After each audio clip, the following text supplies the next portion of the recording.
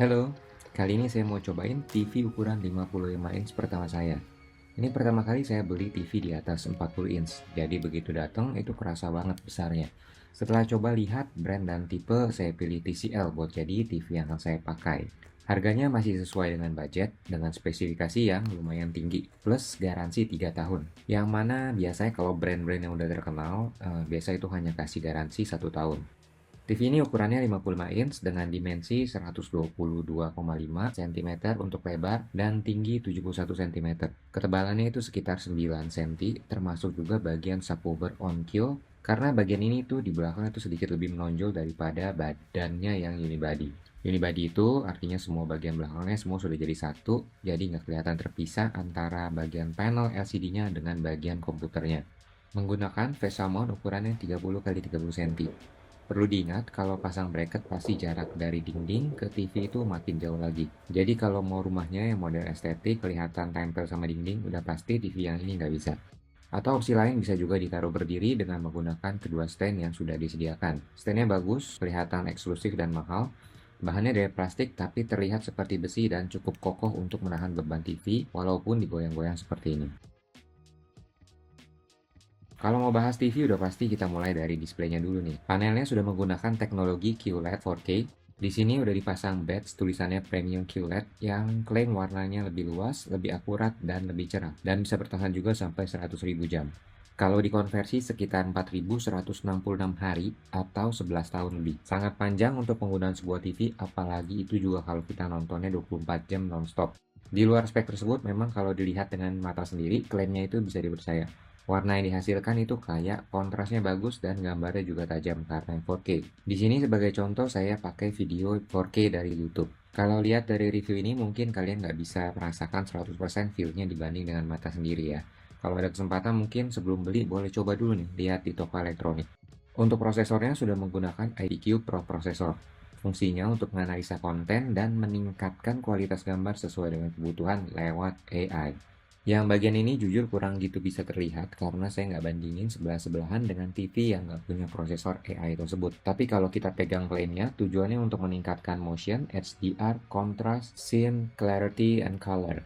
Ini banyak sih kalau mau dibahas satu-satu kayaknya agak panjang. Intinya itu buat video jadi semakin realistis, semakin smooth, semakin kaya warna dan kontrasnya. Dan sesuai juga dengan apa yang filmmaker atau para sutradara dan director itu mau ketika mereka bikin film tersebut.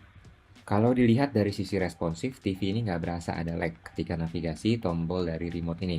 Kanan kiri, atas bawah, mau masuk ke dalam program ataupun keluar, ataupun model hands-free seperti Hey Google, semuanya itu bisa diproses dengan cepat dan langsung. Selain itu layarnya juga menggunakan T-Screen Pro. Nah, ini bisa ngurangin pantulan cahaya ke layar. Selain itu juga meningkatkan viewing angle. Jadi kita mau nonton dari posisi mana aja tetap bisa ngelihat dengan warna, ketajaman, dan kontras yang baik. Walaupun kalau lihat dari sini nggak bisa menghilangkan pantulan sampai 100%, terutama jika kontennya gelap dan cahaya di ruangan itu yang masuk terang. Ada juga fitur penting buat para gamer, TV ini sudah dilengkapi dengan 120 Hz Game Accelerator yang bisa buat pengalaman main game dengan frame rate itu sampai 120. Sayangnya saya nggak punya konsol untuk coba fitur ini, dan perlu diingat frame rate yang 120 Hz itu akan mengorbankan resolusi yang turun jadi 1080. Kalau mau pakai fitur ini dan beberapa fitur lain khusus untuk game, semuanya itu ada di fitur yang namanya Game Master yang baru tersedia kalau sudah dicolok ke konsol lewat input HDMI 2.1. Untuk fitur TV-nya ada HDR10, MEMC, dan Google TV. Ini yang menurut saya paling menonjol. Google TV ini juga jadi incaran saya ketika membeli TV ini. Dibanding beberapa sistem Smart TV yang lain, saya secara interface lebih suka dari Google TV. Seperti yang sudah saya review juga di review Compress dengan Google TV sebelumnya.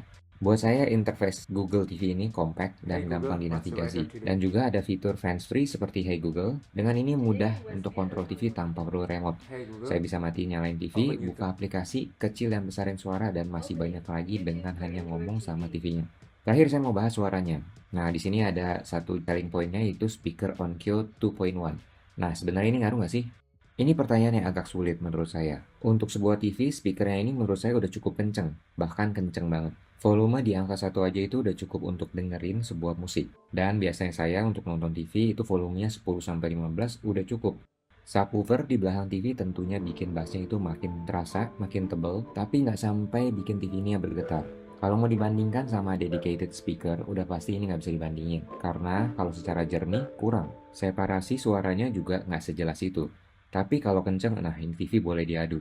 Di sini ada fitur peningkatan audio dengan AI yang bisa ditemukan di bagian setting. Lalu support juga dengan Dolby Atmos, DTS Virtual X, dan DTS HD. Tapi itu juga harus disupport dengan konten yang sesuai. Untuk inputnya sudah disediakan colokan USB, LAN, HDMI ada 3. Kalau mau yang paling bagus colok di HDMI eARC ini. Ada juga antena dan juga digital audio out. Selain itu juga ada colokan AV. Nah ini dikasih adapternya dari yang cabang 3 ke 1. AV itu yang biasanya warna kuning, merah, dan putih. Selain itu juga ada headphone jack. Yang pasti dibanding TV LCD atau LED biasa, TV QLED ini karena ada lapisan quantum dotnya secara warna pasti lebih kaya dan juga lebih cerah. Tapi karena bukan OLED dan nggak ada local dimming zone, nggak bisa menghasilkan kontras yang tinggi atau true black. Karena memang ini kelemahan di sistem. Jika diperhatikan masih ada cahaya yang tembus di sisi pinggiran TV seperti ini. Ini karena menggunakan metode Edge-Lit LCD. Untuk konten-konten tertentu makin jelas kelihatan, tapi masih menurut saya dalam batas yang bisa diterima dan nggak terlalu mengganggu. Kalau saya sendiri puas dengan TCL 55 C6 1B ini. Kualitas warnanya cerah dan kaya, 55 inch, resolusi 4K, jadi gambarnya itu tajam, prosesornya cepat sehingga mau buka ini itu jadi cepat. Didukung dengan Google TV dan audio yang kencang, walaupun bukan yang terbaik. Banyak fitur dan juga support format video dan audio yang kualitasnya tinggi. Ditambah harganya ini masih sekitar 7 jutaan. Kalau ada yang lagi nyari TV, boleh banget dipertimbangkan TV yang satu ini. Baru dan keluaran 2024. Jempol kalau suka, subs kalau mau lihat video lainnya. Silahkan komen di bawah kalau mau tanya-tanya. Jumpa lagi next time.